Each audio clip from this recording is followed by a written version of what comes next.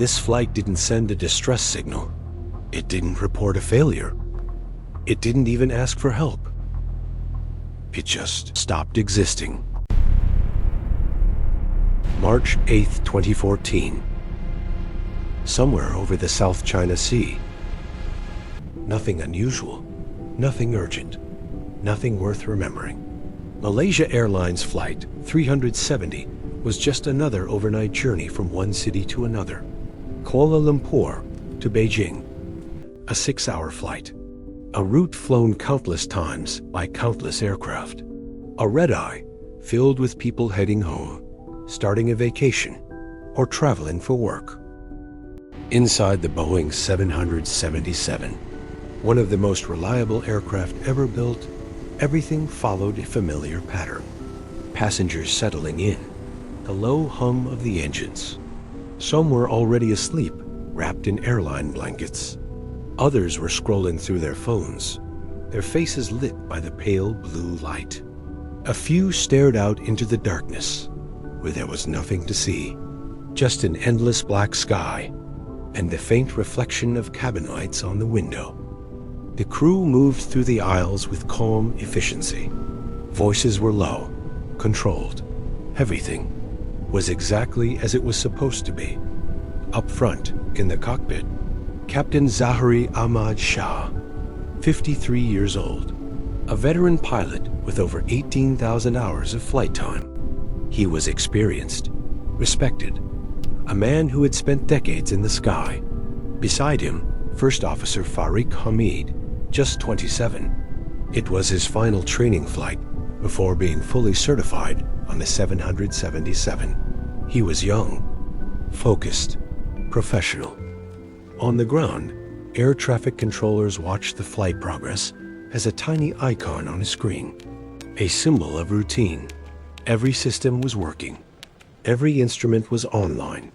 Every signal was being transmitted. At 1:19 a.m. local time, the aircraft reached the edge of Malaysian airspace, preparing to be handed over to Vietnamese control. The handoff was routine. The final words from the cockpit were calm, clear, and simple. Good night. Malaysian 370. There was nothing unusual about it. No hint of stress, no sign of trouble. Nothing that suggested this would be the last time anyone ever heard from them. Seconds later, the aircraft's transponder, the device that communicates its identity, speed, and altitude to civilian radar, went silent. The icon for MH370 vanished from the screens. No warning. No Mayday signal. No emergency call. Just gone. At first, it didn't trigger panic. Because planes don't just disappear. There are procedures, backup systems, redundancies.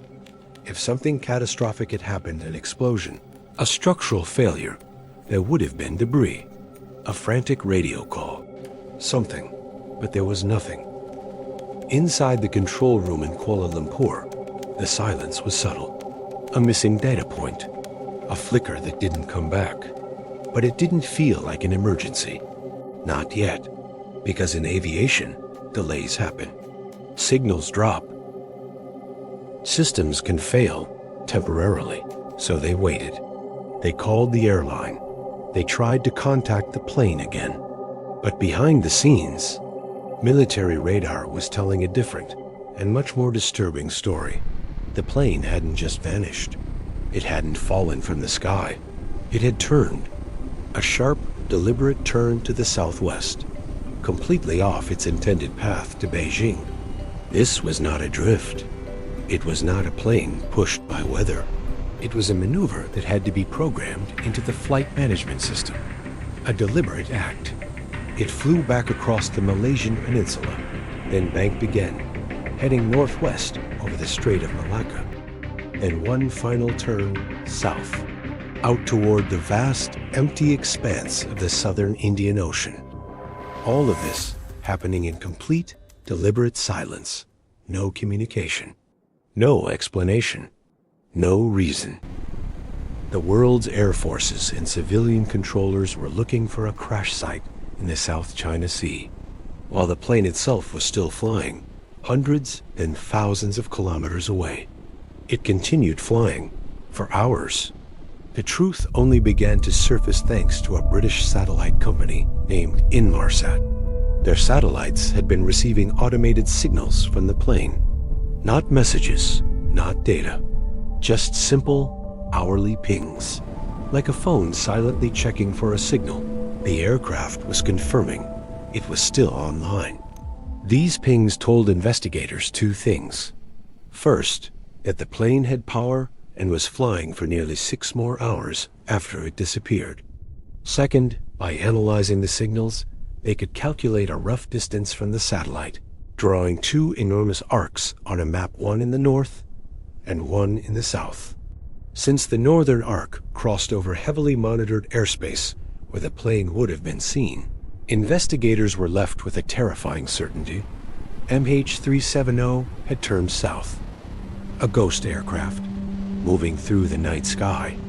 No contact, no response.